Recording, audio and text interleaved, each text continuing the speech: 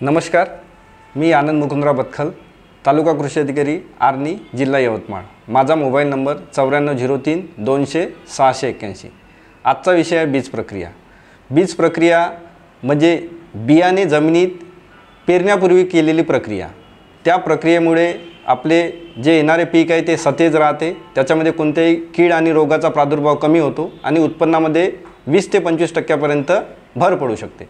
बीज प्रक्रिया करण्याचा प्राधान्यक्रम म्हणजे साधं सोपं गणित, FIR म्हणजे पोलीस स्टेशनचा FIR नाही, तर फंगीसाइड, इन्सेक्टिसाइड आणि रायझोबियम। फंगीसाइडमध्ये दोन प्रकारचे फंगीसाइड असतात, म्हणजे त्याला आपण बुरशीनाशक म्हणतो, एक जैविक आणि एक रासायनिक।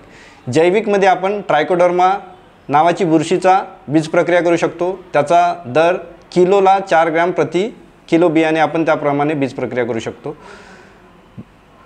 बुरशीनाशकामध्येच पुन्हा रासायनिक बुरशीनाशक आहे, त्याच्यामध्ये कार्बेंडिझम आहे, थायरम आहे, मॅनकोझेब आहे, वेगवेगळे मार्केटमध्ये मिळणारे बुरशीनाशक आहे। त्याचा बियाणाचा दर 3 ग्रॅम प्रति किलो बियाणाला आपण त्याला लावू शकतो। त्याच्यानंतर कीटकनाशकाची बीज प्रक्रिया, त्यामध्ये आपण थायमोथॉक्झॉन का बरं महत्त्वाचं, कारण की आता येणारे जे काही कीड रोग आहे त्याच्यामध्ये सर्वात मुख्य कीड म्हटलं तर खोडमाशी आहे, तसेच चक्रीमुंगा।